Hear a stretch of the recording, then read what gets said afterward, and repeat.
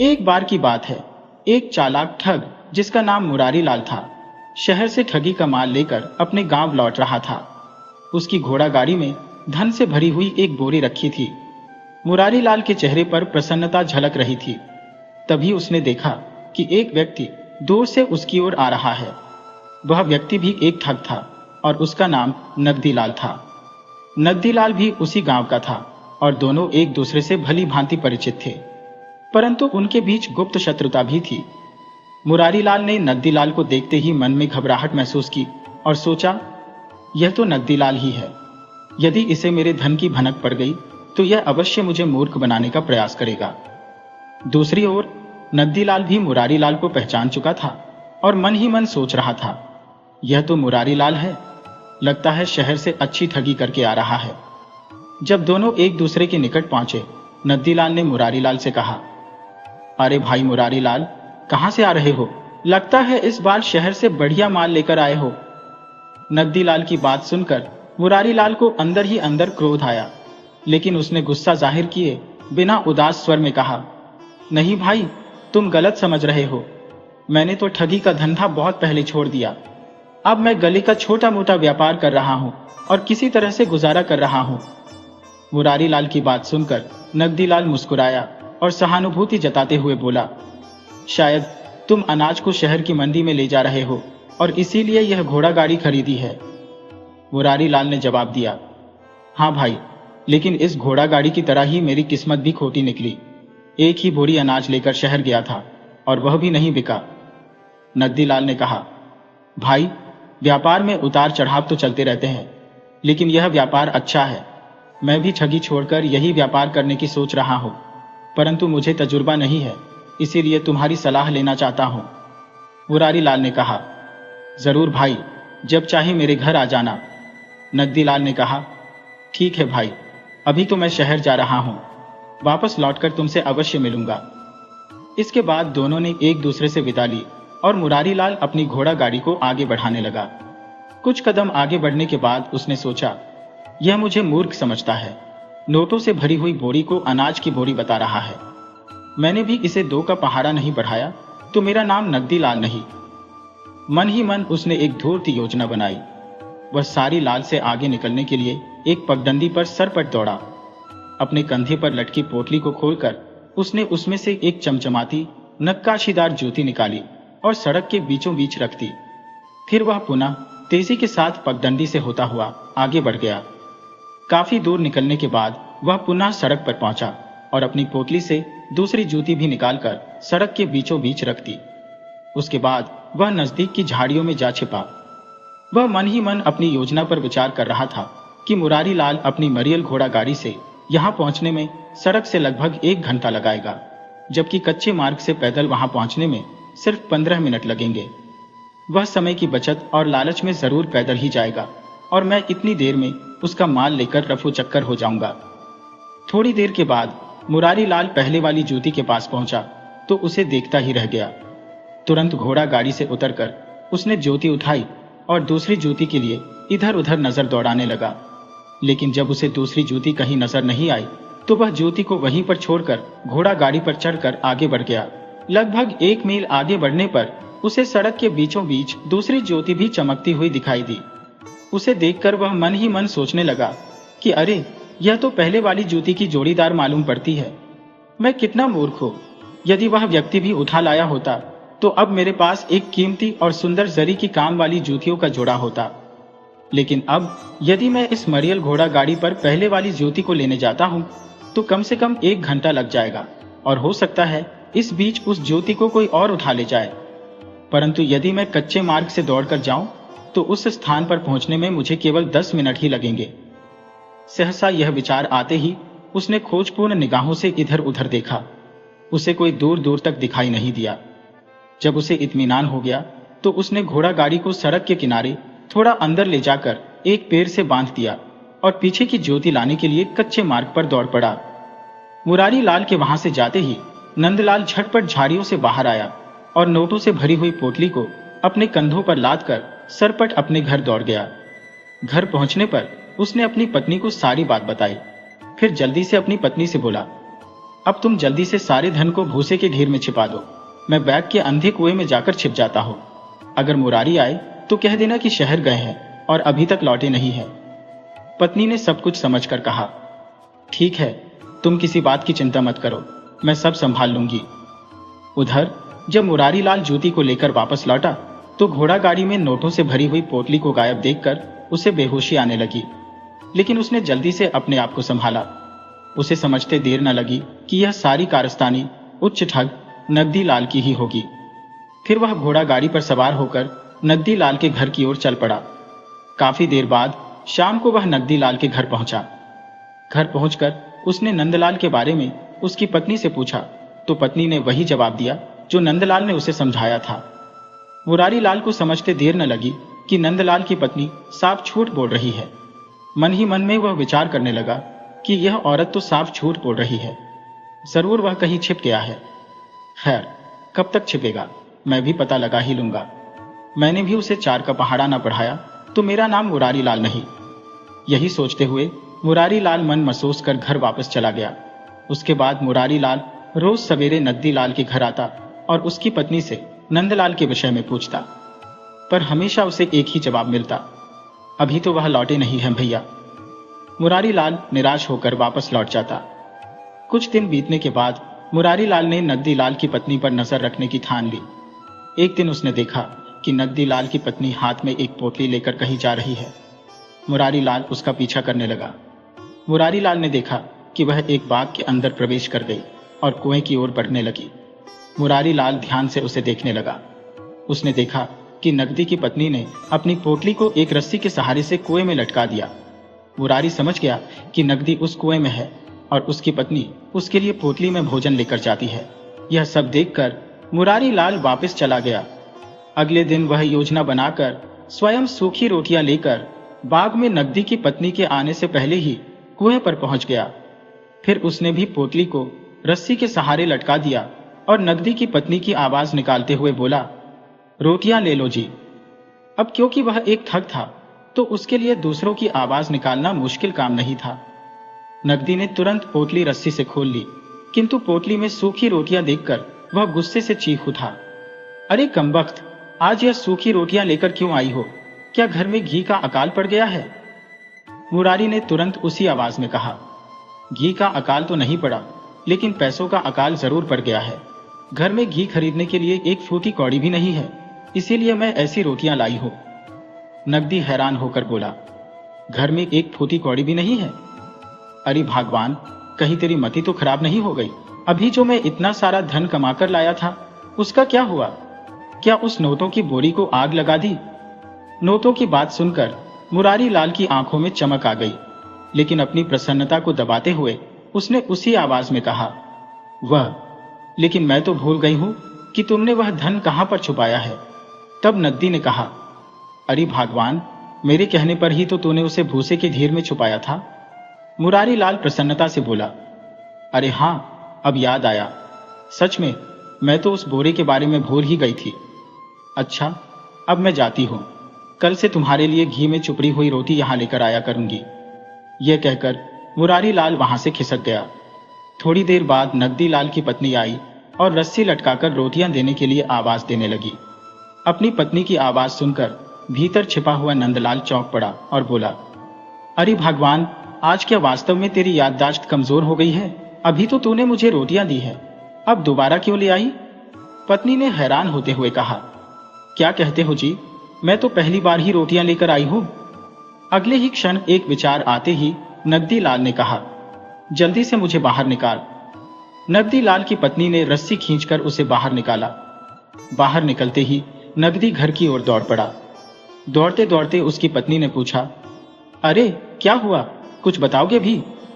नंदलाल ने कहा, बोलो मत, चुपचाप मेरे पीछे चलिए, मुझे लगता है सब गुड़ गोबर हो गया। घर पहुंचते ही सचमुच नगदी लाल ने अपना माथा पीट लिया। उसकी पत्नी ने आश्चर्य से कहा, हाय बहन, नोटों की बोरी कहां गई? तब नगदी लाल बोल पड़ा, अरे गई नहीं, बल्कि वह सारा का बच्चा हमें गच्चा देकर ले गया। अब सोच तो यह है कि मैंने अपने भी कुछ पैसे उसमें रख दिए थे, वह भी चले गए, और साथ ही साथ मेरी कीमती जूतियां भी इसी चक्कर में चली गईं। और इस तरह से एक ठग ने दूसरे ठग से अपना बदला ले लिया।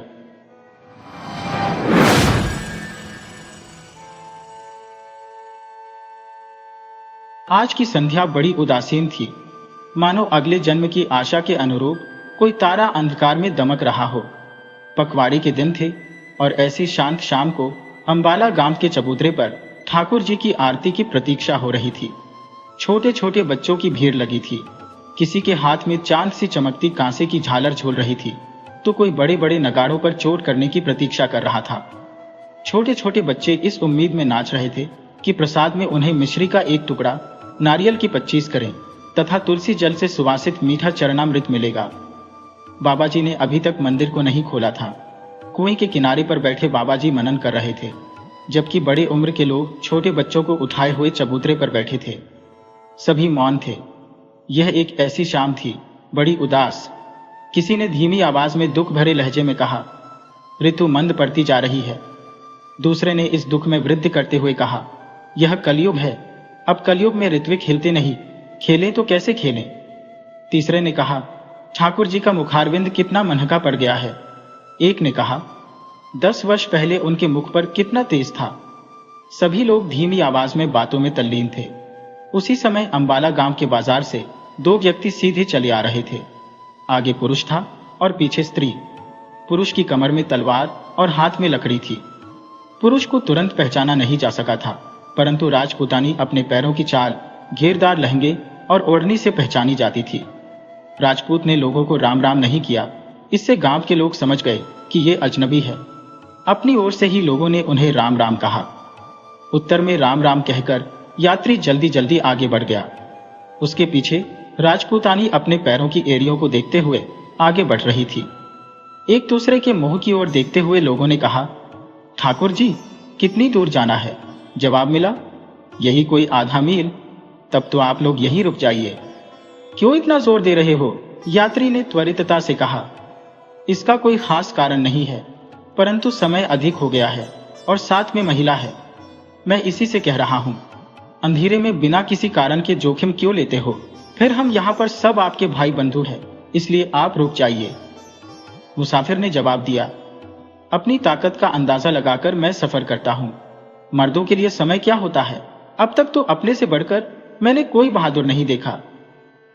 आग्रह करने वालों को यह बात बहुत बुरी लगी। किसी ने कहा, ठीक है, मरना ही चाहते हो तो जाओ। राजपूत और राजपूतानी आगे बढ़ गए। दोनों जंगल में चले जा रहे थे। सूर्य अस्त हो चुका था। दूर से मंदिर में आरती के घंटे की ध्वनि सुनाई दे रही थी। दूर के गांव के दीपक टिमटिमा रहे थे और कुत्ते भौंक रहे थे। मुसाफिर ने अचानक पीछे गुरु की आवाज सुनी।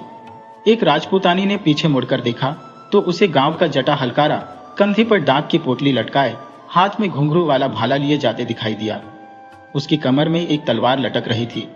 जटा हलकारा दुनिया की आशा, निराशा और शुभ अशुभ की पोटली कंधे पर ले जा रहा था।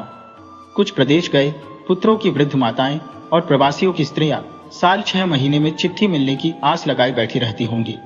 ये सोचकर नहीं, बल्कि देरी हो जाएगी तो वेतन कट जाएगा, इस डर से जटा हलकारा दौड़ा जा रहा था।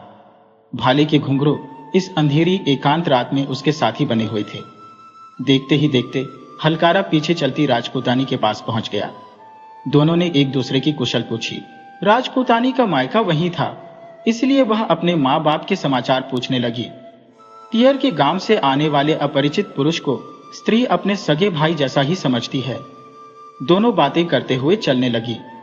राजपूत कुछ कदम आगे था। राजपूतानी को पीछे रह जाते देखकर उसने मुड़कर देखा। दूसरे आदमी से बात करते देख उसने राजपूतानी को बुरा भला कहा और धमकाया। राजपूतानी ने कहा, मेरे पैर का हलकारा है, मेरे भाई जैसा है। राजपूत ने गुस्से में कहा, देख लिया तेरा भाई, चुपचाप चलिया। फिर हलकारे से बोला, तुम भी आदमी को पहचानो। हलकारे ने कहा, ठीक है बापू, और अपनी चाल धीमी कर दी। वह एक खेत जितनी दूरी रखकर चलने लगा। अब राजपूत जोड़ी नदी पर पहुंची तो एक साथ 12 लुटेरों ने उन्हें घेर लिया। खबरदार, जो आगे बढ़े तलवार नीचे रख दो, लुटेरों ने कहा। राजपूत के मुंह से 2-4 गालियां निकली, परंतु म्यान से तलवार नहीं निकल पाई। अंबाला गांव के बाहर जाकर लुटेरों ने उस राजपूत को रस्सी से बांध दिया और दूर पटक दिया। वे राजपूतानी के गहने लूटने लगे। एक लुटेरे ने राजपूतानी से कहा, बेचारी, और उसने अपने शरीर से एक एक गहना उतारना शुरू कर दिया। उसकी सुंदरता को देखकर कुछ जवान लुटेरों ने उसका मजाक उड़ाना शुरू कर दिया। राजपूतानी शांत रही, लेकिन जब लुटेरे उसके निकट आने लगे तो वह जहरीली नागिन की तरह फुफकारती हुई खड़ी हो गई। लुटेरों ने यह देखकर अट्टहास किया। अंधेरे में राजपूतानी ने आकाश की ओर देखा। जटा हलकारा की घुंघरुओं की आवाज उसके कानों में पड़ी। राजपूतानी चीख उठी, भाई बचाओ! हलकारे ने तलवार खींच ली और पलक झपकते ही वहां पहुंच गया। खबरदार जो उस पर हाथ उठाया, उसने कहा। 12 लुटेरे लाठियां लेकर उस पर टूट पड़े। हलकारे ने तलवार चलाई और 7 लुटेरों को मौत के घाट उतार दिया। उसके सिर पर लाठियों की बरसात हो रही थी, परंतु हलकारे को लाठियों की चोट का एहसास ही न था। राजपूतानी ने जोर से चिल्लाना शुरू कर दिया। डर के मारे सभी लुटेरे भाग गए। उनके जाते ही हलकारा चक्कर खाकर गिर पड़ा और उसके प्राण पखेरु उड़ गए। राजपूतानी ने अपने पति की रस्सियां खोल दी और उठते ही राजपूत बोला, अब हम चलेंगे। कहाँ चलेंगे? स्त्री ने दुखी होकर पूछा। तुम्हें शर्म नहीं आती? 2 कदम साथ चलने वाला ब्राह्मण घड़ी भर की पहचान के कारण मेरी शील की रक्षा करते हुए मरा पड़ा है, और तुम जो मेरे जीवन भर के साथी हो, तुम्हें अपना जीवन प्यारा लगता है। ठाकुर, चले जाओ अपने रास्ते। अब हमारा गौर हंस का कोई साथ नहीं हो सकता। मैं तो अब अपने बचाने वाले भ्रमण की चिता पर ही भस्म हो जाऊंगी। ठीक है, तेरे जैसी मुझे और मिल जाएगी। यह कहता हुआ राजपूत वहां से चला गया। हलकारे के शव को गोद में लेकर राजपूतानी सुबह तक उस भयंकर जंगल में बैठी रही। उजाला होने पर उसने इर्द गिर्द से लकड़ियां इकट्ठी की और चिता रचा दी। शव को गोद में लेकर वह स्वयं चिता पर चढ़ गई। अग्नि सुलग उठी। दोनों जलकर खाक हो गए।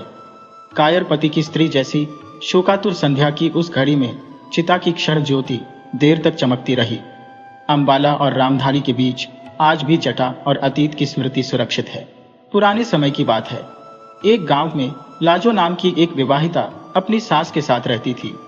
कम उम्र में ही लाजो की शादी हो गई थी। शादी के कुछ दिन बाद ही लाजो का पति दिल्ली सल्तनत चला गया, सुल्तान की फौज में भर्ती होने के लिए। सास बहू में बहुत ही प्रेम था। वे दोनों माँ बेटी की तरह रहती। सास घर का सारा काम करती और लाजो बाहर गाय बकरी चराती और खेती बाड़ी का काम संभालती। लाजो अपने पति से बहुत ही प्रेम करती थी। उसकी याद में लाजो कई बार उदास हो जाती थी। यही हाल लाजो की सास का भी था। बुढ़ापे में बेटे से दूर रहने की चिंता उसे खाई जा रही थी। वह दोनों ऐसे ही अपने दिन काट रही थी। देखते देखते 6 साल गुजर गए। लाजो का पति दिल्ली सल्तनत से वापस नहीं आया और न ही उसकी कोई खबर आई। लाजो का यकीन था कि उसका पति एक दिन जरूर लौटेगा। एक तपती गर्मी में लाजो खेतों में काम कर रही थी। काम करते करते वह काफी थक गई। जब इधर उधर नजर दौड़ाई तो बाकी औरतें घर जा चुकी थी।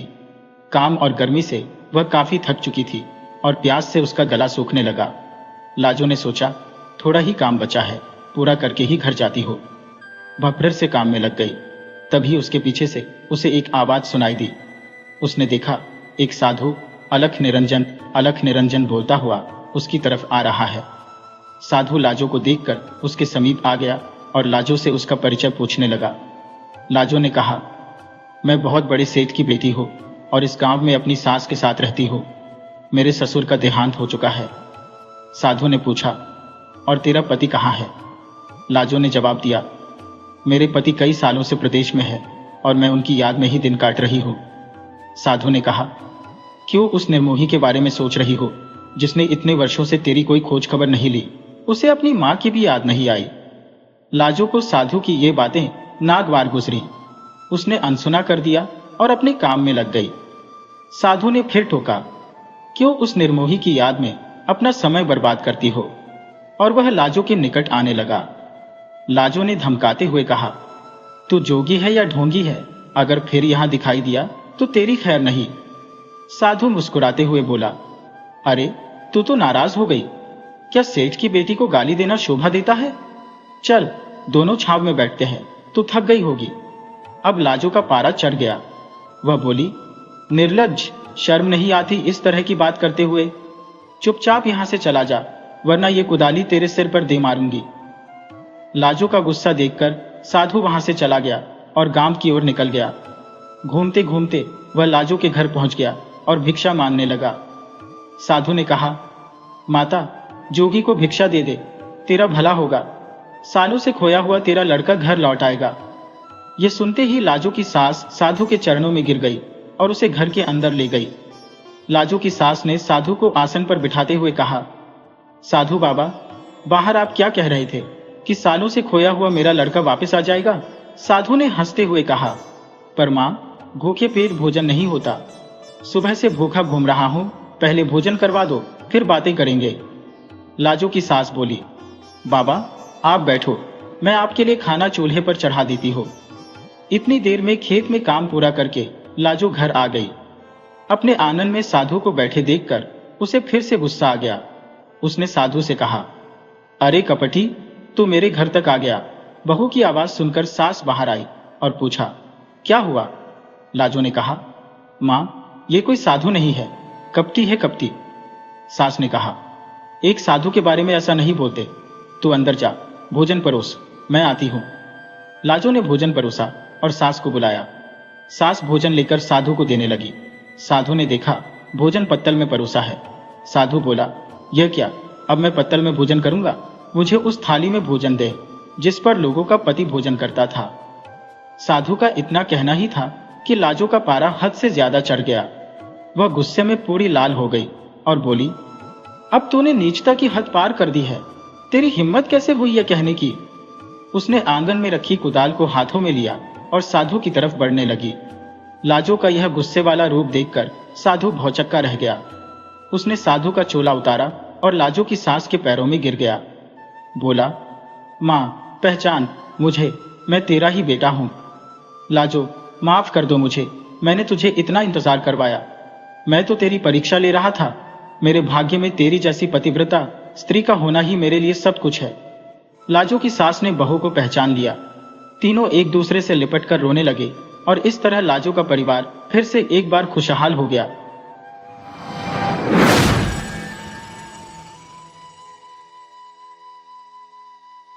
कीकमगढ़ के जमींदार जीवनलाल अपनी स्वार्थी प्रवृत्ति के कारण समूचे गांव की आंखों में खटकते थे। गांव के अनेकों छोटे बड़े किसानों की भूमि जीवनलाल के पास गिरवी थी। वह मुसीबत के समय लिए गए छोटे छोटे कर्जों को ब्याज लगाकर पहाड़ जैसा बना देते थे। जमींदार जीवनलाल के मन में दया या धर्म का कोई भाव नहीं था।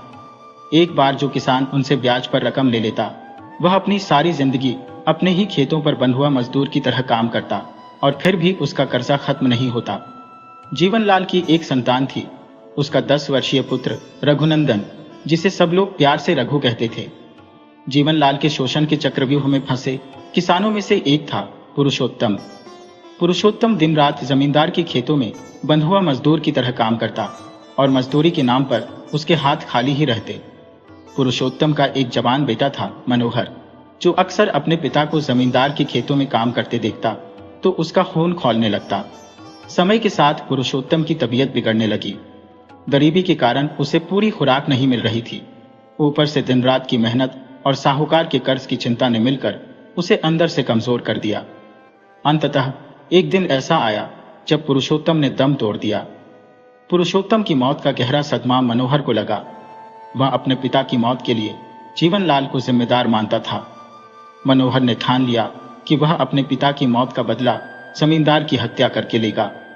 उसके सिर पर खून सवार था और वह जमींदार के घर की निगरानी करने लगा। एक दिन उसे पता चला कि जमींदार आज रात घर पर अकेला रहेगा। वह एक खंजर लेकर आधी रात को जमींदार के घर में घुस गया और सोते हुए जमींदार का मुंह बंद करके खंजर से उसकी हत्या कर दी। परंतु उसे पता नहीं था कि जमींदार का 10 वर्षीय पुत्र रघु ने उसे हत्या करते हुए देख लिया। रघु चीखा चिल्लाया, परंतु मनोहर तेजी से वहां से भाग निकला। वह बिना रुके रात के अंधेरे में कहां गया, किसी को भी पता नहीं चला। उस दिन के बाद से किसी ने भी मनोहर को गांव में नहीं देखा। जमींदार जीवनलाल का 10 वर्षीय पुत्र, जिसने अपने पिता की हत्या अपनी आंखों के सामने देखी थी, अत्यधिक सदमे में था। उसकी मां के अभाव में उसकी काकी ने उसकी देखभाल की जिम्मेदारी उठाई। जैसे जैसे वह बड़ा होता गया, उसके भीतर अपने पिता की मौत का प्रतिशोध लेने की भावना प्रबल होती गई। उसने मनोहर को बहुत खोजने का प्रयास किया, लेकिन उसका कोई सुराग नहीं मिला। समय अपनी रफ्तार से गुजरता गया और अब रघु 25-30 साल का नौजवान हो चुका था। उसने अपनी जिम्मेदारियों को संभाला, लेकिन अपने पिता की तरह निर्दयी नहीं था। गांव में उसकी इज्जत थी, परंतु उसका मन हमेशा अशांत रहता।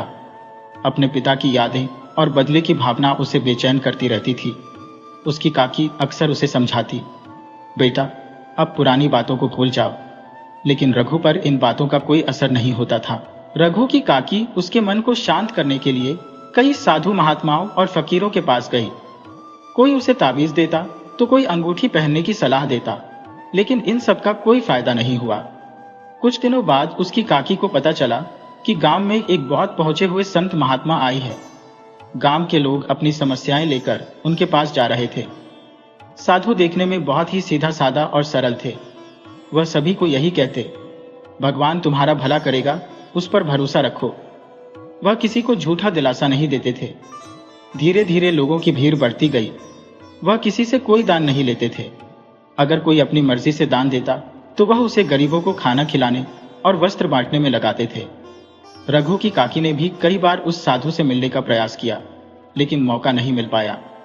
साधु बाबा को वहां रुके हुए 1 महीना बीत चुका था। उनकी सादगी और सरलता की चर्चा आसपास के गांवों में भी फैल गई थी। दूसरे गांव के लोग भी बाबा के दर्शन करने आने लगे। इसी बीच एक अजीब बीमारी गांव में फैलने लगी। लोग बीमार होने लगे और वैद्य भी उसका इलाज नहीं कर पा रहे थे। कुछ ढोंगी लोगों ने, जो बाबा से ईर्ष्या करते थे, अफवाह फैला दी कि अगर साधु बाबा 21 दिन तक उपवास रखें, वह भी बिना पानी और बिना कुछ खाए, तो भगवान की कृपा से यह बीमारी बिल्कुल ठीक हो जाएगी। गांव के कुछ लोग यह बात लेकर साधु बाबा के पास पहुंचे। हालांकि बाबा ने उन्हें समझाया कि उनके भूखे रहने से बीमारी का कोई संबंध नहीं है, परंतु गांव वालों को पूरा विश्वास हो चुका था कि बाबा के 21 दिन के उपवास से यह बीमारी खत्म हो जाएगी। बाबा लोगों की श्रद्धा के आगे झुक गए। उन्होंने सोचा, जो भी ऊपर वाले की मर्जी होगी, देखा जाएगा। बाबा का 21 दिन का बिना पानी और भोजन का व्रत आरंभ हो गया। इस दौरान लोग अपनी समस्याएं लेकर बाबा के पास आते रहे। रघु की काकी को भी मौका मिला और वह रघु के साथ बाबा के पास पहुंची। रघु ने बाबा को बताया कि उसका मन अशांत क्यों रहता है। वह अपने पिता के हत्यारे से बदला लेना चाहता है और तभी उसकी आत्मा को शांति मिलेगी। रघु ने आगे कहा, बाबा अगर आप अपनी शक्ति से मुझे उस हत्यारे का पता बता दें तो यह मेरे लिए आपके आशीर्वाद जैसा होगा। साधु बाबा ने कहा, ठीक है बेटा, तुम कल आना। कल मेरे उपवास का 16वां दिन है। मैं जरूर तुम्हारी इच्छा पूरी करूंगा। यह सुनकर रघु की आंखों में चमक आ गई। वह वापस अपने घर गया और अगली सुबह का इंतजार करने लगा। इधर इतने दिनों से बिना खाए पिए रहने वाले बाबा पहले ही वृद्धावस्था के कारण बहुत कमजोर हो चुके थे। उनकी सेहत और भी बिगड़ने लगी, लेकिन फिर भी वह गांव वालों के विश्वास को तोड़ना नहीं चाहते थे। अगले दिन रघु अपनी काकी के साथ फिर से बाबा की कुटिया में पहुंच गया। तब साधु बाबा ने कहा, बेटा तुम चाहो तो इसी पल अपना बदला पूरा कर सकते हो। यह कहते हुए बाबा ने रघु के हाथों में एक कटार थमा दी। रघु आश्चर्य से बाबा की तरफ देखने लगा और बोला, मैं कुछ समझा नहीं बाबा। तब साधु बाबा ने कहा, मैं ही तुम्हारे पिता का हत्यारा हूं। मैंने ही जीवनलाल की हत्या की थी और मैं ही वह मनोहर हूं। तुम चाहो तो मुझे मार डालो। यह सुनकर रघु का खून खौलने लगा। वह कटार लेकर बाबा को मारने के लिए दौड़ा। तभी उसकी काकी ने उसे रोकते हुए कहा, रुक रघु, यह तो क्या करने जा रहा है? एक साधु की हत्या करना पाप है। इसे ध्यान से देख, यह पहले वाला मनोहर नहीं है जो तेरे पिता का हत्यारा था। बाहर हजारों की भीड़ को इस पर विश्वास है। हजारों गरीब और भूखे लोगों को खाना खिलाता है। यह उनका अन्नदाता है। और सबसे बड़ी बात, पूरे गांव को बीमारी से बचाने के लिए पिछले 17 दिनों से यह भूखा प्यासा बैठा है। इसकी हालत देखकर लगता है कि शायद 21वें दिन तक यह जीवित भी न रह पाए। काकी की बातों से रघु एक पल के लिए ठहर गया और सोचने लगा कि काकी बिल्कुल सही कह रही है। यह अब वह हत्यारा मनोहर नहीं है। उसने कटार फेंक दी। तब बाबा ने कहा, रघु, यह सच है कि मैंने तेरे पिता की हत्या की थी, क्योंकि मेरे सिर पर भी वही खून सवार था जो कुछ देर पहले तेरे सिर पर था। परंतु उसके बाद मैं छिपता छिपाता गांव गांव घूमता रहा। पकड़े जाने के डर से न जाने कहां कहां जंगलों में फिरता रहा। मेरा मन अशांत रहने लगा। फिर एक दिन मैं एक संत की शरण में गया और उन्हीं के साथ रहने लगा।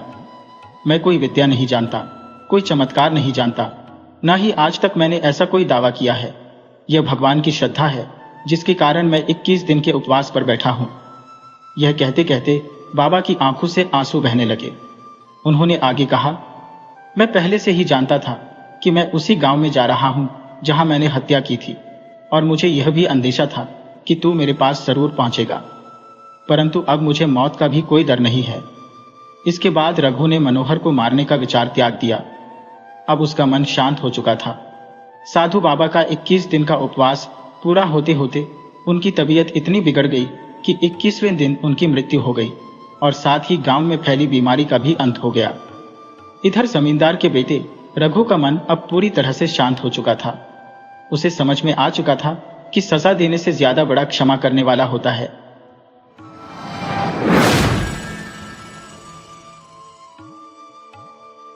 कहानी का आरंभ होता है पोलैंड के एक छोटे से गांव से, जो चारों ओर ऊंचे पहाड़ों से घिरा हुआ था।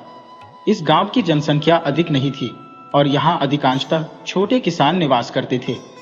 पहाड़ों से घिरे होने के कारण यहां अत्यधिक ठंड पड़ती थी। गांव के समीप एक चर्च था जहां गांववासी प्रार्थना करने आते थे। इस चर्च में एक पादरी थे जो चर्च की देखभाल और लोगों के लिए प्रार्थना की व्यवस्था करते थे। चर्च के पादरी यह थोड़े कठोर और असंवेदनशील थे। वह अक्सर अपने कार्यों में आलस्य दिखाते थे और अपने घमंड के कारण गांव वाले उन्हें पसंद नहीं करते थे। पादरी स्वयं को अत्यंत ज्ञानी और समझदार मानते थे, जबकि दूसरों को मूर्ख समझते थे। चर्च गांव से थोड़ी दूरी पर होने के कारण कम ही लोग यहां प्रार्थना के लिए आते थे। जब कोई व्यक्ति प्रार्थना करने आता तो पादरी उन्हें आधे मन से ही प्रार्थना करवाते थे। एक बार सर्दियों का मौसम था, जब भयंकर ठंड और बर्फबारी हो रही थी। रविवार का दिन था और एक व्यक्ति पहाड़ों को पार करके प्रार्थना करने के लिए चर्च में आया। उसने देखा कि चर्च का दरवाजा बंद था। उस व्यक्ति ने ऊंची आवाज में कहा, अरे कोई है? उसकी आवाज सुनकर पादरी समझ गया कि कोई प्रार्थना करने के लिए आया है। लेकिन जैसा कि पादरी का स्वभाव था, वह नहीं चाहता था कि कोई प्रार्थना करने आए। पादरी धीरे धीरे बाहर आया और उस व्यक्ति को ऊपर से नीचे तक देखा। पादरी ने उसे पहले कभी चर्च में आते नहीं देखा था। उसके पहनावे से वह पास के गांव का ही लग रहा था। पादरी आश्चर्यचकित था कि इतनी भयंकर ठंड में भी यह व्यक्ति चर्च तक कैसे पहुंच गया। उसने सोचा कि यह जरूर गांव का कोई मूर्ख होगा जो उसे परेशान करने आया है। पादरी ने कहा, कहो भाई, क्यों चिल्ला रहे हो? उस व्यक्ति ने उत्तर दिया, पादरी साहब, मुझे ईश्वर से प्रार्थना करनी है, कृपया चर्च का दरवाजा खोल दीजिए। पादरी बोला, अरे भाई, तुम इतनी ठंड और बर्फबारी में क्यों अपने आप को और ईश्वर को तकलीफ दे रहे हो? बेहतर होगा कि तुम फिर कभी आना। वैसे भी मैंने प्रार्थना की कोई तैयारी नहीं की है, क्योंकि मुझे पता था कि आज कोई नहीं आएगा, तो सिर्फ एक अकेले के लिए मैं क्या तैयारी करूं? वह आदमी हैरान था कि पादरी अपने कर्तव्य का पालन नहीं करना चाहता। उसने कहा, प्रार्थना करने में तकलीफ कैसी? और ईश्वर को तो अभी तकलीफ होगी ही नहीं। आप मेहरबानी करके मुझे चर्च में आने दें। पादरी ने कहा, अरे भाई, तुम अजीब जिद्दी किस्म के इंसान हो। कहा ना कि सिर्फ एक अकेले आदमी के लिए सब पर बंद करना मुश्किल है। वह आदमी समझ गया कि पादरी उसकी बात को टालने की कोशिश कर रहा है। तभी उस आदमी के मन में कुछ ख्याल आया और वह बोला, आप जानते नहीं हैं कि मैं कौन हूं। गांव के सबसे धनवान और प्रभावशाली लोगों में मेरा उठना बैठना है। पादरी अब उसकी बात को पूरे ध्यान से सुनने लगा। फिर वह आदमी बोला, मैं रोज सुबह कबूतरों को दाना डालने के लिए जाता हूं। अगर सिर्फ एक कबूतर भी होता है तो उसे दाना जरूर खिलाता हूं। तो क्या आप एक व्यक्ति के लिए प्रार्थना नहीं करवा सकते? अब पादरी को लगा कि जिसे वह गांव का मूर्ख समझ रहा था, वह तो काफी समझदार इंसान लगता है। उसने सोचा कि अगर मैंने इसके लिए चर्च का दरवाजा नहीं खोला तो यह गांव में जाकर मेरी बदनामी भी कर सकता है। पादरी ने तुरंत कहा, अरे, आप जैसे भले इंसान जो रोज कबूतरों को दाना खिलाता हो, इतना पुण्य का काम करता हो, उसके लिए मैं चर्च का दरवाजा खोल सकता हूं। मैं अपने बर्ताव पर शर्मिंदा हूं। इतना कहकर पादरी प्रार्थना की व्यवस्था करने में जुट गया।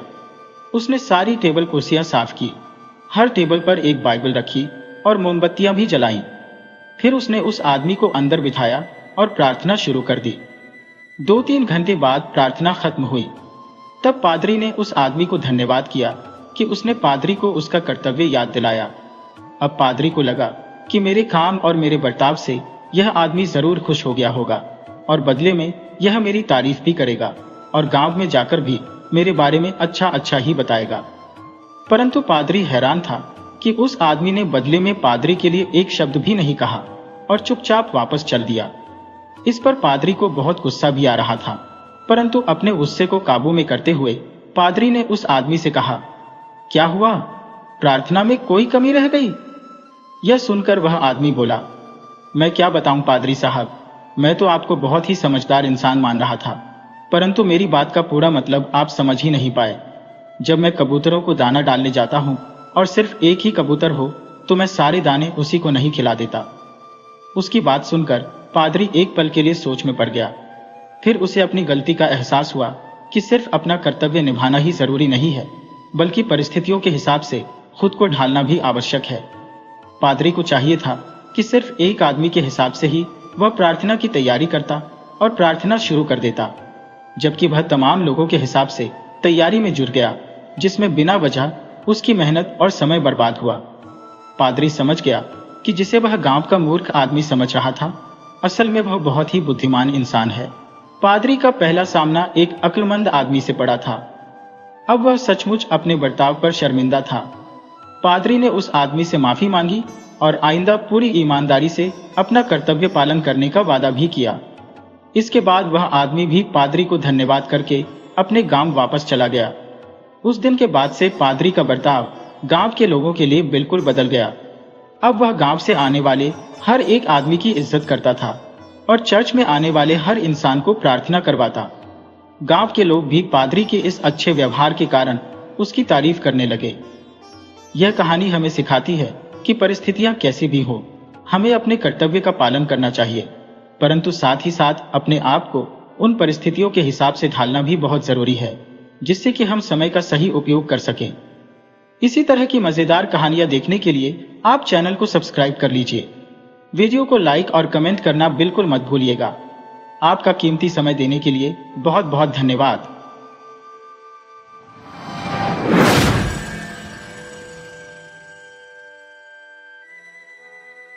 नदी पार के गांव में निवासरत राधे की पत्नी रत्नो इतनी बातूनी थी कि जहां कहीं भी उसे कोई संवाद का साथी मिल जाता, वह उसे अपने ढेर सारे किस्से सुनाकर ही मानती थी। पूरे गांव में उसकी अनेकों सहेलियां थी। जब भी रत्नो को संवाद की इच्छा होती तो वह किसी न किसी सहेली के घर पहुंच जाती। गांव की औरतें उसकी बातों का खूब आनंद लेती थी। जब रत्नो के पास कोई नई बात नहीं होती तो वह काल्पनिक कहानियां गढ़ने लगती। अत्यधिक बातूनी होने के कारण वह अपने घर की निजी बातें भी दूसरों को बता देती थी। दरअसल कोई भी बात उसके पेट में टिकती ही नहीं थी। उसकी इस आदत से कुछ लोग परेशान हो चुके थे, लेकिन सबसे अधिक त्रस्त उसका पति राधे था। वह हमेशा उसे समझाता कि कम बोला करो और घर की बातें बाहर मत बताया करो, परंतु रत्नो के कानों पर जू तक नहीं रेंगती थी। बातचीत के चक्कर में उसे खाना बनाने में भी देर हो जाती थी और कभी कभी तो वह घर के जरूरी काम भी भूल जाती थी। राधे जब खेतों से लौटता तो उसे खूब डांटता, लेकिन इसका कोई फायदा नहीं होता था। एक दिन राधे अपने खेतों में हल चला रहा था, तभी उसके हल से कोई वस्तु टकराई। खन खन की आवाज सुनकर वह चौकन्ना हो गया।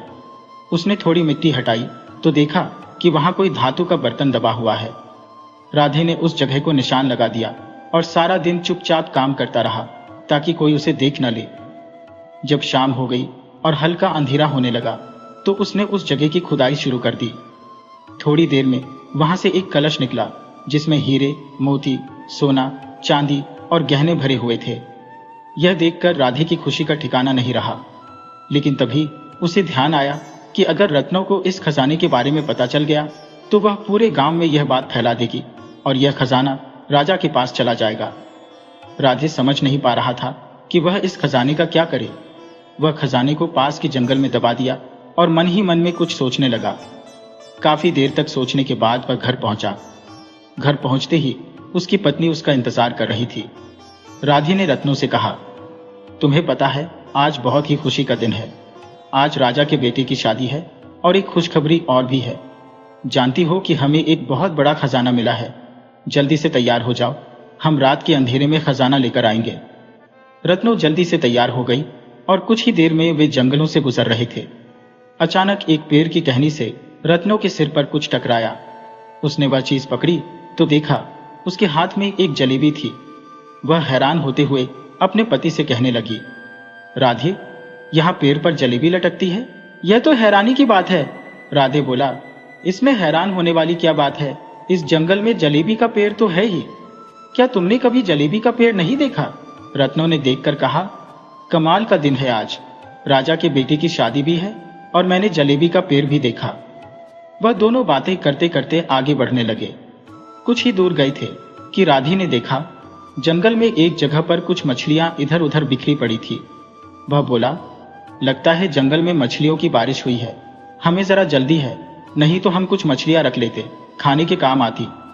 रत्नो ने विस्मय में आंखें फैलाते हुए पूछा, क्या मछलियों की बारिश? ये तो कमाल हो गया। मुझे एक और नई चीज देखने को मिल गई। मैंने तो मछलियों की बारिश के बारे में आज तक नहीं सुना। राधी ने कहा, मुख्य है ना, तुम घर पर ही रहती हो, तुम्हें बाहर की चीजों के बारे में पता ही नहीं है, वरना तुम्हें मछलियों की बारिश के बारे में जरूर ज्ञान होता। वह दोनों फिर से आगे बढ़ने लगे।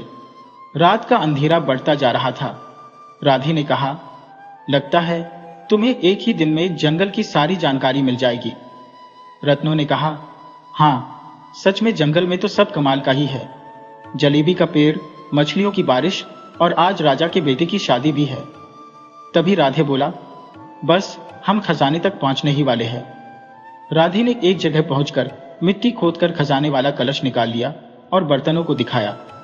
रत्नो खुश भी थी और हैरान भी। राधी ने फटाफट वह बर्तन वापस भर दिए और खजाने के साथ घर लौट आए।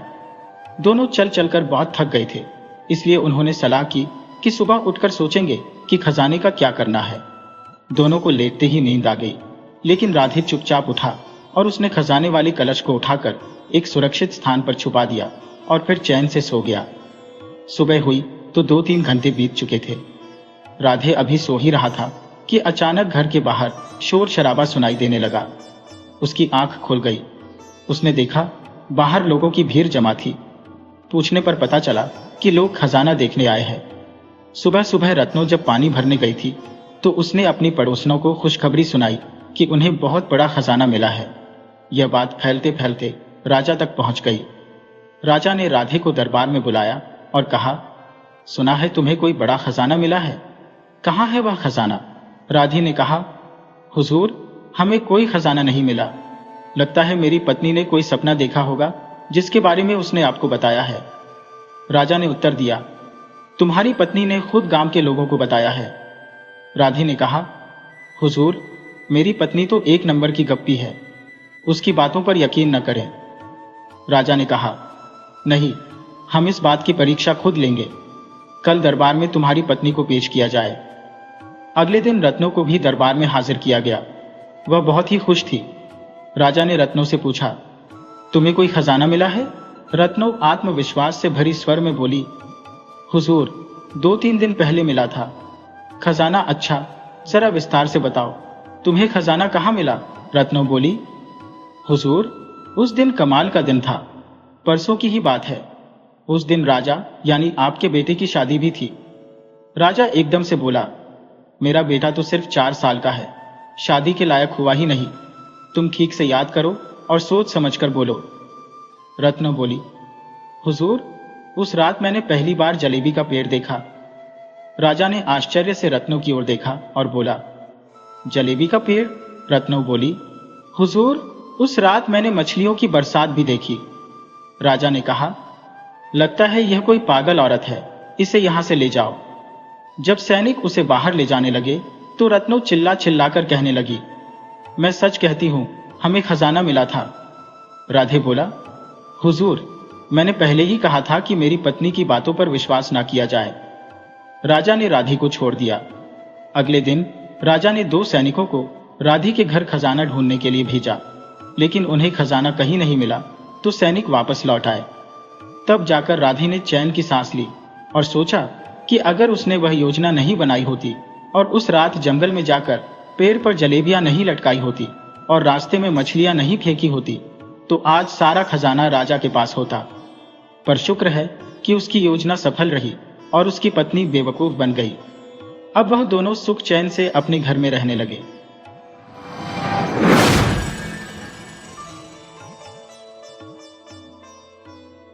गांव में राघव नामक एक संपन्न सेठ निवास करता था। उसके परिवार में उसकी पत्नी और बहू बेटा सम्मिलित थे।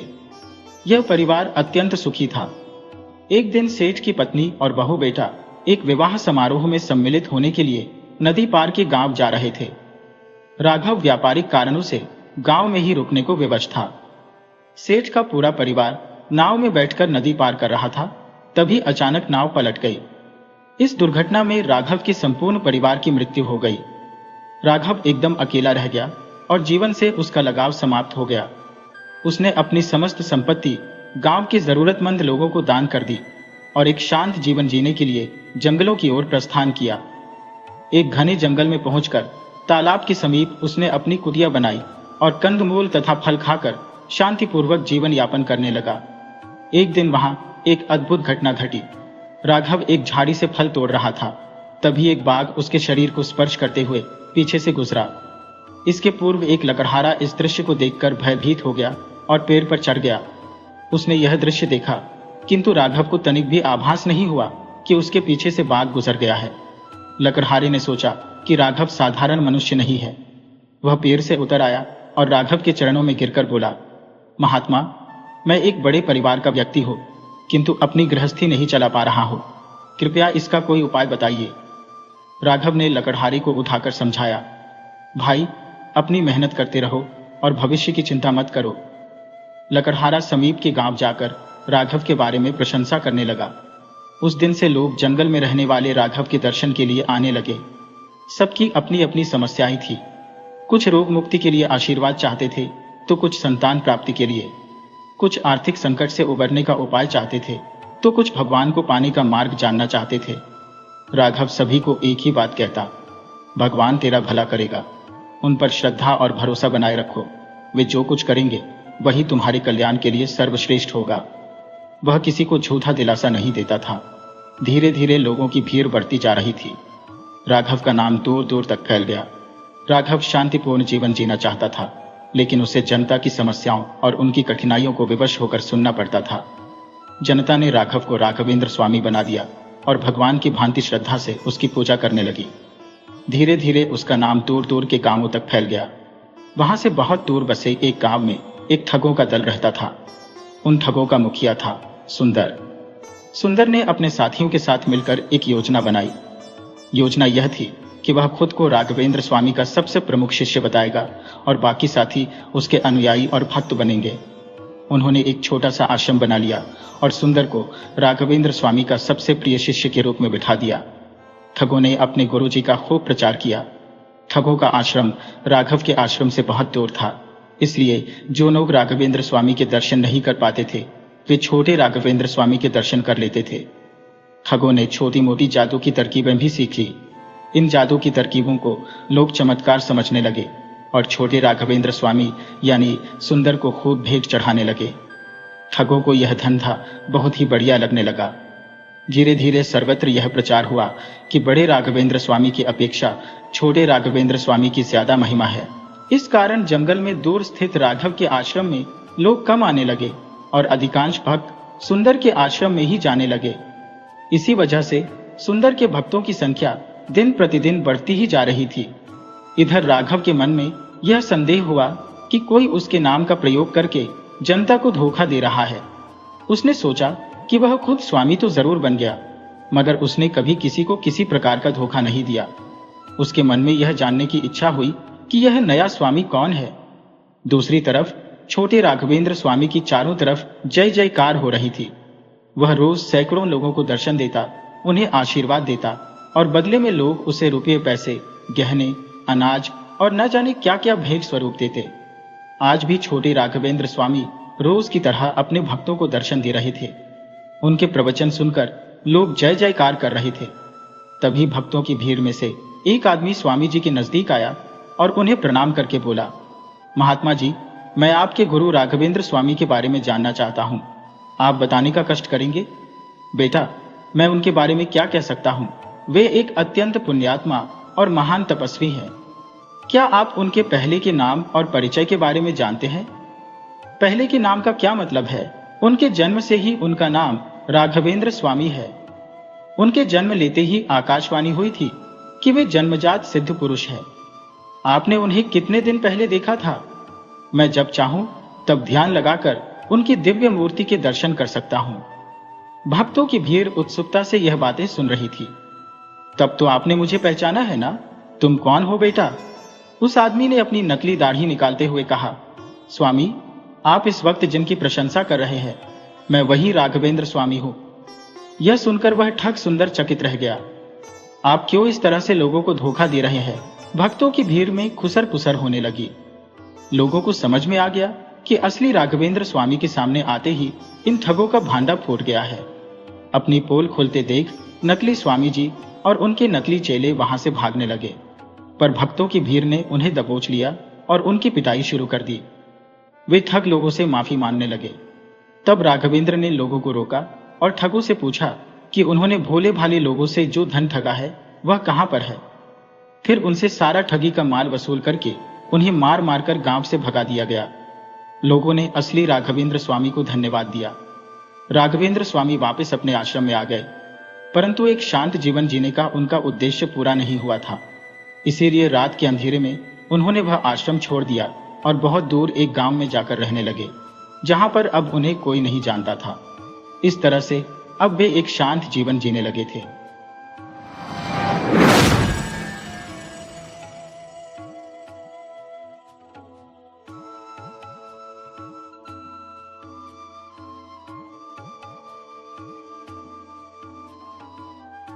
गणेश सेठ अपनी पत्नी और पुत्री के साथ केरल के एक सुरम्य ग्राम में निवास करता था। सेठ की पुत्री चंद्रिका अब विवाह योग्य हो चुकी थी। चंद्रिका का रिश्ता सेठ सेठानी ने उसके बचपन में ही तय कर दिया था। आज सेठ जी विवाह की तिथि तय करके आए और वे अत्यंत प्रसन्न थे।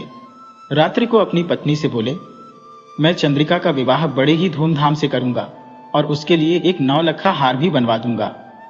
सेठानी ने कहा, हाँ, चंद्रिका 9 लखा हार में कितनी सुंदर लगेगी, परंतु आप हार किससे बनवाएंगे? सेठ जी बोले, अपने चंदू सुनार से बनवाऊंगा। वह अपने बारीक काम और सफाई के लिए पूरे केरल में मशहूर है। सेठानी ने अपनी बड़ी बड़ी आंखें मटकाते हुए कहा, चंदू केवल अपने काम की सफाई के लिए ही नहीं, बल्कि अपने हाथ की सफाई के लिए भी बहुत मशहूर है। चंद्रिका के गहने उससे मत बनवाना।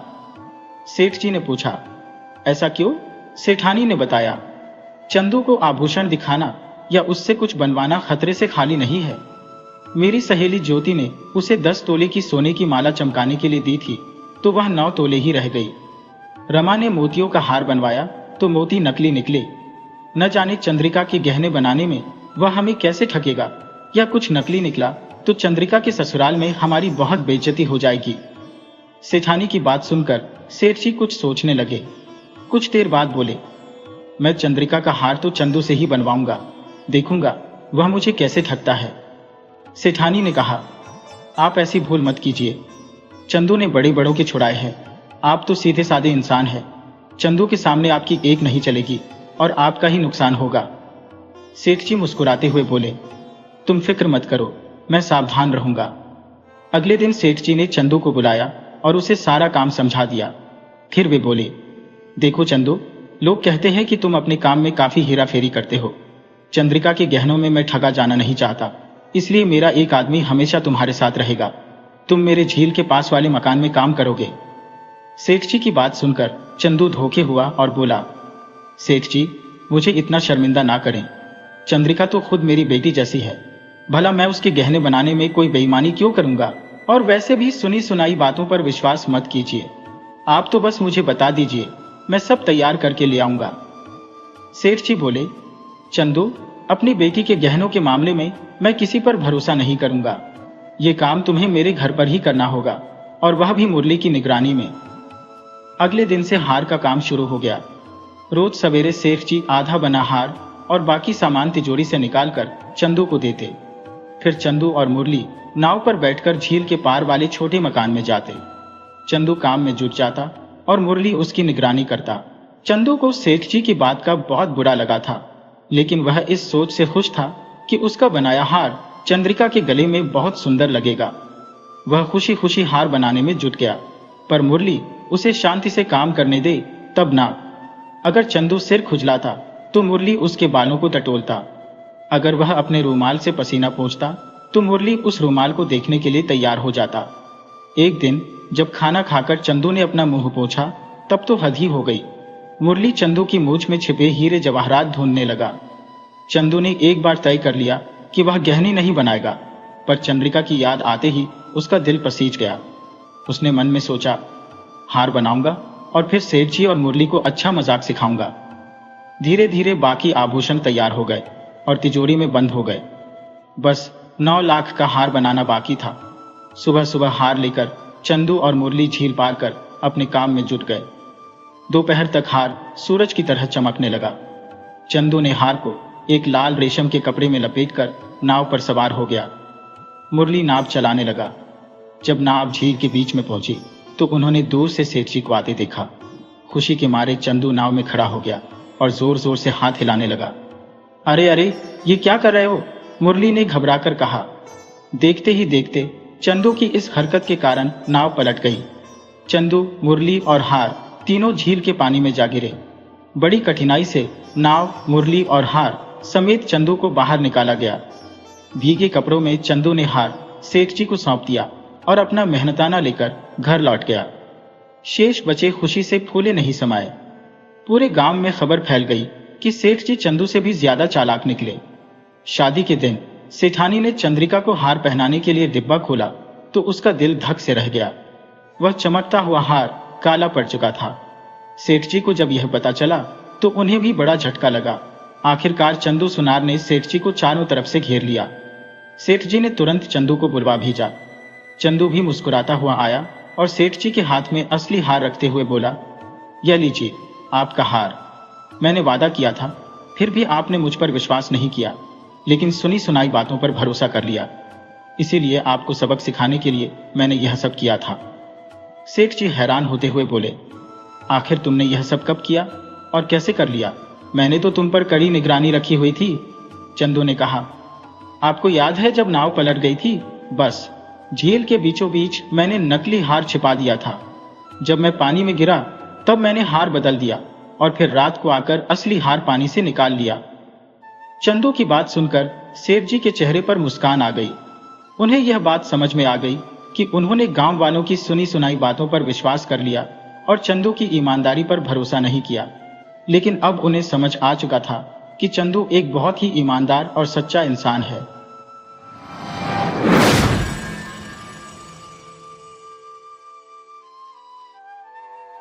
विशंभर अनंतनगर का वासी गांव में चमड़े के जूते और चप्पल बनाने का काम करता था। उसकी छोटी सी दुकान गांव के बाजार में स्थित थी, जहां वह जूते तैयार कर बेचता था। उसके जूते इतने टिकाऊ और आरामदायक होते थे कि आसपास के 50 गांवों में भी उसकी कारीगरी का मुकाबला नहीं था। बाहर के गांवों से भी लोग विशंभर के पास जूते बनवाने आते थे। विशंभर के दिन अच्छे बीत रहे थे और उसकी अच्छी कमाई भी हो जाती थी, जिससे वह अपने कारोबार से बहुत ही संतुष्ट था। उसके घर में उसकी पत्नी और 5 बच्चे थे, 2 बड़े बेटे और 3 बेटियां। विशंभर ने शुरू से ही अपने बेटों को हाथ की कारीगरी सिखाई थी और दोनों बेटे दीनू और राम अपने पिता के साथ जूते बनाने और बेचने का काम करते थे। एक दिन विशंभर ने अपने दोनों बेटों से कहा, सुनो मेरे बच्चों, अब तुम दोनों जवान हो चुके हो और हमारी खानदानी कारीगरी में भी माहिर हो गए हो। मैं चाहता हूं कि तुम दोनों हमारे इस खानदानी काम को और भी बढ़ाओ। हमारा परिवार भी बड़ा है और तुम्हारी 3 बहनों का विवाह भी करना है। आज मैं तुम दोनों को 1000 स्वर्ण मुद्राएं दे रहा हूं। इन्हें लेकर तुम दोनों यहां से 100 गांव दूर चले जाओ, जहां कोई तुम्हें नहीं जानता। वहां जाकर हमारा कारोबार शुरू करो और उसे आगे बढ़ाओ। तुम दोनों 1 साल बाद मुझे घर पर मिलना। दोनों भाइयों को पिता की बात समझ में आ गई। विशंभर ने कहा, तुम दोनों एक साथ जाओगे, लेकिन अलग अलग होकर काम करोगे। एक दूसरे से मिलोगे भी नहीं और ना ही मदद करोगे। मैं देखना चाहता हूं कि मेरे बेटे कितने काबिल है। दोनों भाई पिता की बात मानकर घर से निकल पड़े। उन्होंने 100 गांव पार किए और फिर अलग अलग हो गए। दोनों भाई अलग अलग गांवों में घूम घूम कर अपने कारोबार को बढ़ाने लगे। धीरे धीरे 1 साल बीत गया और दोनों भाई दीनू और राम ठीक 1 साल बाद घर पहुंचे। माता पिता अपने बेटों को देखकर बहुत खुश हुए। माँ ने अपने हाथों से पकवान बनाकर खिलाए, लेकिन दोनों भाइयों की हालत बिल्कुल अलग थी। दीनू 6 ऊँटों पर लादकर अनाज, कपड़ा और बहुत सारा धन लेकर आया था, जबकि राम फटे-हाल कपड़ों में था और बहुत गरीबी में जी रहा था।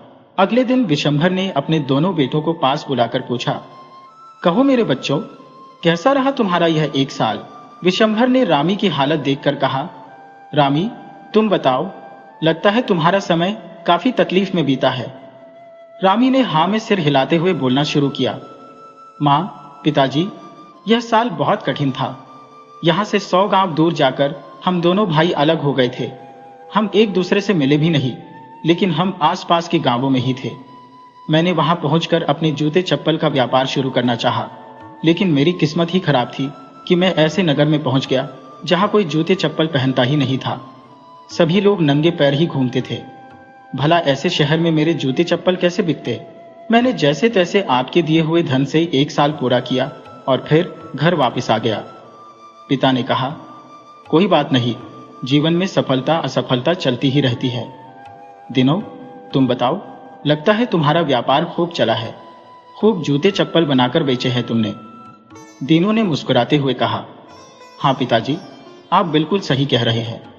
यहाँ से 100 गांव दूर जाकर जब हम दोनों भाई अलग अलग हुए तो मैं भी वहीं आसपास के गांव में ही घूमा।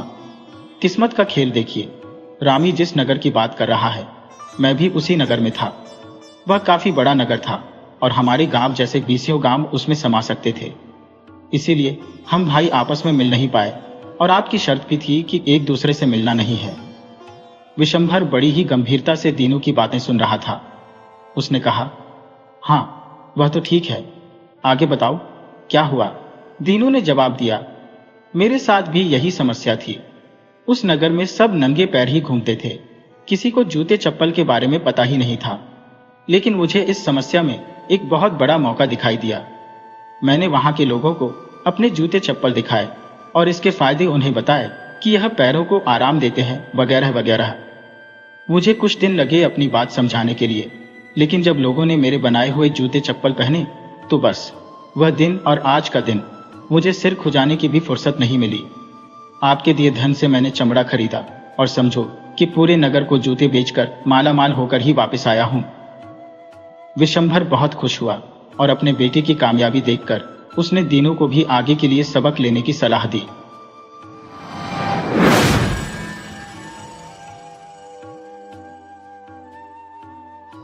मणिकुल गांव में उमाशंकर नाम का एक पुरुष रहता था।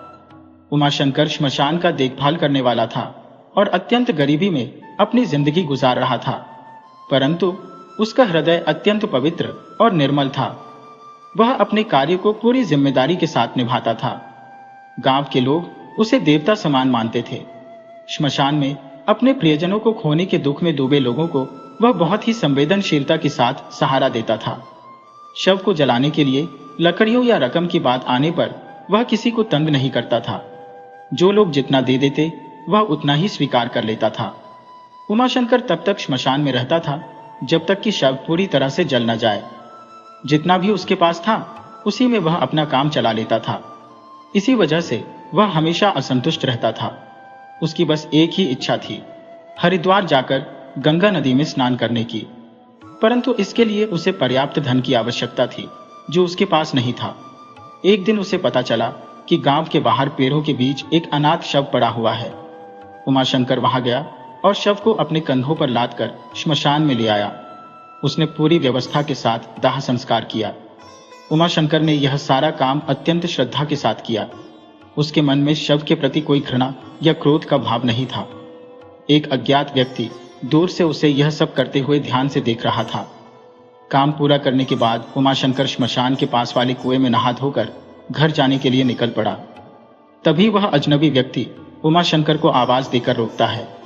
उस व्यक्ति ने उमाशंकर से कहा, उमाशंकर, मैं लक्ष्मीपुर गांव का हूं। मेरा नाम हरिनारायण है। मैंने तुम्हारे बारे में बहुत कुछ सुना है और आज अपनी आंखों से देख भी लिया। मुझे पता है कि तुम्हारे मन में एक प्रबल इच्छा है और मैं उसे पूरा करने आया हूं। उमाशंकर ने जवाब दिया, हुजूर, मेरी समझ में नहीं आ रहा आप क्या कह रही है। कृपया साफ साफ कहें। हरिनारायण ने कहा, मुझे पता चला है कि तुम हरिद्वार जाकर गंगा नदी में स्नान करना चाहते हो। अगर तुम हाँ कहो तो मैं तुम्हें अपने साथ हरिद्वार ले जाऊंगा। उमाशंकर ने हाथ जोड़कर आंसू भरी आंखों के साथ कहा, मालिक, इससे बढ़कर भाग्य क्या हो सकता है। हरिनारायण ने प्यार से उसकी पीठ थपथपाते हुए कहा, अगली पंचमी के दिन हरिद्वार की यात्रा पर जाने के लिए तैयार रहना। यह कहकर हरिनारायण वहां से चला गया। पंचमी के दिन उमाशंकर के घर के सामने एक बैलगाड़ी आकर रुकी। उसमें हरिनारायण बैठे हुए थे। उन्होंने बड़े आदर के साथ उमाशंकर को बुलाया और अपने पास बिठा लिया। बैलगाड़ी चल पड़ी और 1 महीने की लंबी यात्रा के बाद वे हरिद्वार पहुंचे। गंगा नदी में स्नान किया और गंगा मां की पूजा की। उमाशंकर को लगा कि उसका जीवन सार्थक हो गया। लौटते समय उन्होंने अन्य तीर्थ स्थानों के भी दर्शन किए और वापस अपने गांव पहुंचे। अपने घर आने से पहले उमाशंकर ने हाथ जोड़कर हरिनारायण से कहा, हुजूर, मैंने सोचा भी नहीं था कि मैं कभी हरिद्वार के दर्शन कर पाऊंगा। आपकी कृपा से मेरी यह इच्छा पूरी हो गई। अब तो प्राण भी निकल जाए तो दुख नहीं होगा। मैं आजीवन आपका ऋणी रहूंगा। हरिनारायण ने उत्तर दिया, उमाशंकर, मेरी इतनी प्रशंसा मत करो। तुम्हें हरिद्वार दिखाने के पीछे मेरा एक स्वार्थ है। उमाशंकर ने हैरानी से पूछा, मैंने आपसे प्रार्थना भी नहीं की, फिर भी आप मुझे हरिद्वार ले गए। इसमें भला आपका क्या स्वार्थ हो सकता है। हरिनारायण ने कहा, हाँ उमाशंकर, मैं सच कह रहा हूं। मैंने व्यापार करके करोड़ों रुपए कमाए, पर मेरा मन अशांत है। मेरे जीवन में प्यार की कमी है। मेरे अपने भी पराये हो गए। मेरे 2 बेटे हैं और दोनों स्वार्थी हैं। अब बुढ़ापे में मुझे व्यापार से अलग कर दिया है और घर से भी निकाल दिया है। जो थोड़ा बहुत अलग से पैसा मैंने रखा था, उसमें एक मकान बनवाकर अकेला रहता हूं। मेरे बेटे ने कभी मेरी सुध नहीं ली। अब तो कई महीने बीत चुके हैं। हरिनारायण के गले में भर्राहट आ गई और वह आगे बोले, मुझे तो यह भी विश्वास नहीं है कि मेरे बेटे मेरे मरने के बाद मेरा दहन संस्कार भी करेंगे। तभी मुझे तुम्हारे बारे में पता चला। तुम जैसे भले आदमी को हरिद्वार ले जाऊं तो पुण्य मिलेगा। बस तुमसे एक प्रार्थना है कि जब मेरी मौत होगी तब तुम्हें ही मेरा दाह संस्कार करना होगा। इसके लिए आवश्यक तैयारियां मैं अभी से कर दूंगा। हरिनारायण के आंसू टपकने लगे। उनकी बातें सुनते सुनते उमाशंकर का मन हिल गया। उसने कहा, मालिक, आप धर्मात्मा हैं। आपको कभी ऐसी स्थिति से नहीं गुजरना पड़ेगा। मुझ जैसे गरीब को हरिद्वार ले गए, इस पुण्य का फल तो आपको अवश्य ही मिलेगा। आपके बेटों के मन में अवश्य ही परिवर्तन आएगा। इसके बाद दोनों अपने अपने घर चले गए। उधर हरिनारायण के कपटी बेटों से अब पिता का बनाया हुआ व्यापार संभल नहीं रहा था। जो हुनर और व्यापार की समझ हरिनारायण के पास थी, वह उनके बेटों में नहीं थी। कुछ ही दिनों में उन्होंने पिता का जमा जमाया व्यापार लगभग चौपट कर दिया और कर्जे में डूब गए। कर्ज वसूलने वाली अब हरिनारायण के बेटों को तंग करने लगे थे। कहते थे कि पैसा वापस लौटाओ।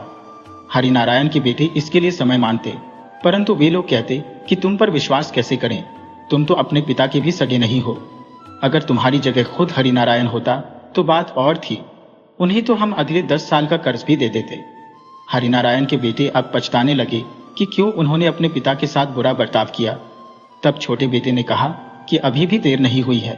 अगर हम पिताजी के पैर पकड़कर उनसे माफी मांगे तो जरूर वे अपने बच्चों को दया करके माफ कर देंगे।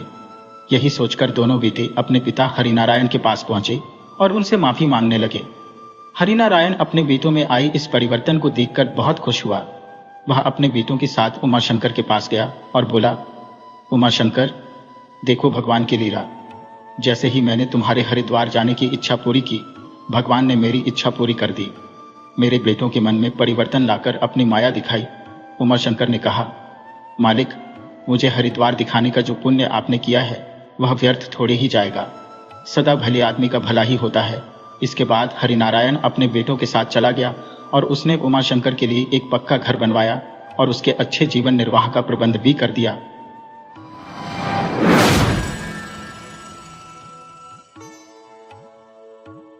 पुराने समय की बात है। कश्मीर के एक गांव में सेठ दमड़ी चंद नाम का एक अत्यंत कंजूस व्यक्ति रहता था। सेठ के पास धन धान्य की कोई कमी नहीं थी, परंतु वह अपने पैसों को खर्च करने में बिल्कुल विश्वास नहीं रखता था। दमड़ी चंद का एक मित्र था, बद्रूमल, जो बहुत अमीर तो नहीं था, लेकिन भगवान की कृपा से उसके घर में किसी भी चीज की कमी नहीं थी।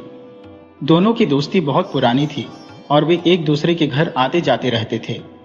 सेठ दमड़ी चंद की कंजूसी की हद ये थी कि वह अक्सर ठीक खाने के समय पर बदरूमल के घर पहुंच जाता था ताकि वह अपने खाने का खर्च बचा सके।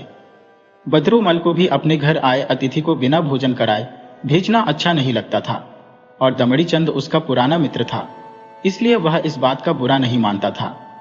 परंतु बदरूमल की पत्नी को यह अच्छा नहीं लगता था और वह अक्सर अपने पति को ताना देती थी कि आपका कंजूस दोस्त हमारे घर पर खाने पहुंच जाता है और कभी हमें अपने घर पर दावत पर नहीं बुलाता।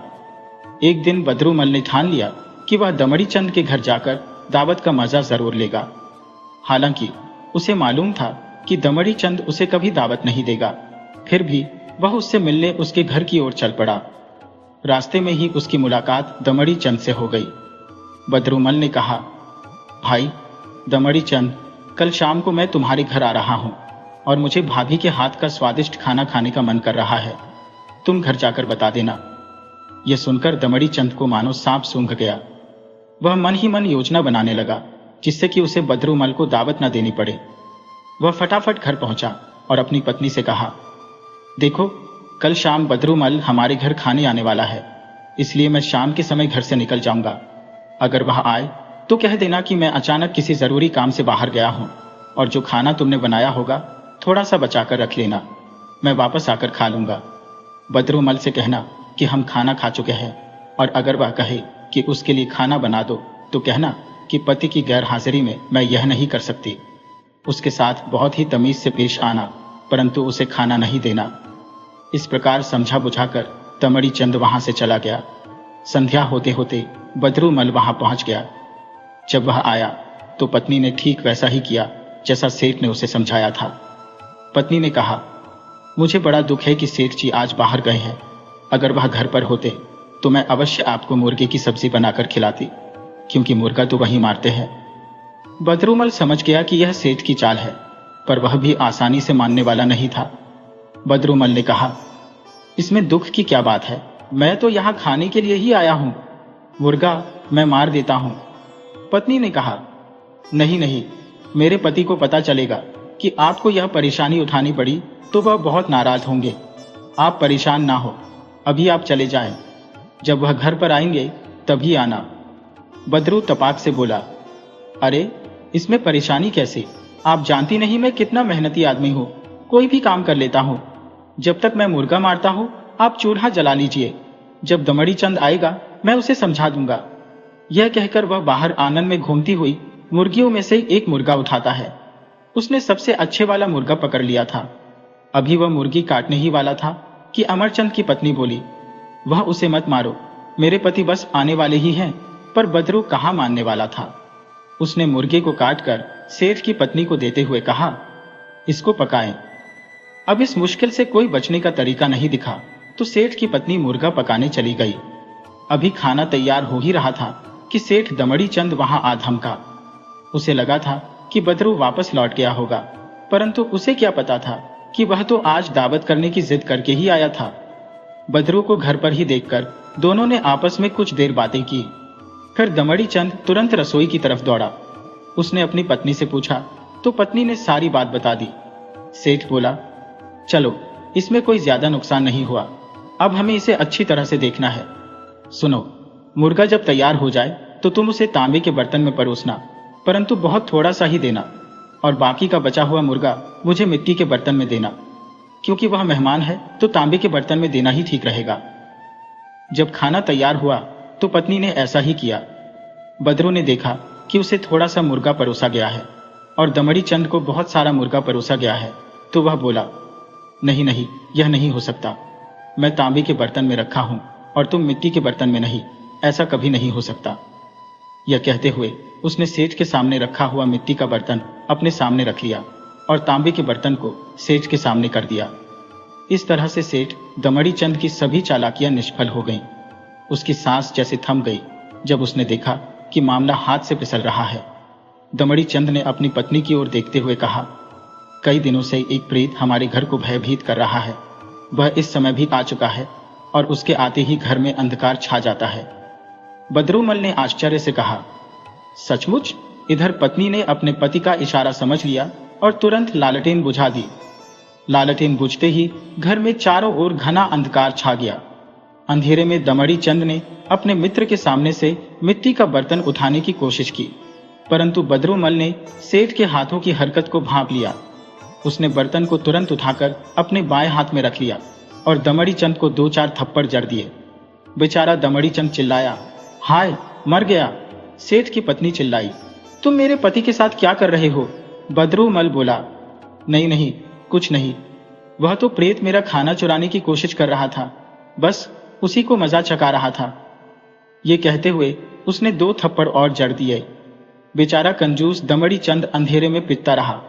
फिर बद्रूमल ने अपना बर्तन उठाया और कहा, भाभी, मैं घर जाकर ही अपना खाना खा लूंगा। इस दावत के लिए आपका बहुत बहुत धन्यवाद। ये कहते हुए बद्रूमल वहां से चला गया। घर पहुंचकर उसने अपनी पत्नी को सारा किस्सा सुनाया तो वह हंस हंसकर लोटपोट हो गई और कहने लगी, आपने उस कंजूस को अच्छा सबक सिखाया। इधर कंजूस दमड़ी चंद को भी अच्छा सबक मिल चुका था। इस घटना के बाद उसने कभी बद्रूमल के घर जाकर खाना खाने की कोशिश नहीं की। उसे समझ में आ गया था कि कंजूसी करने से कोई लाभ नहीं होगा।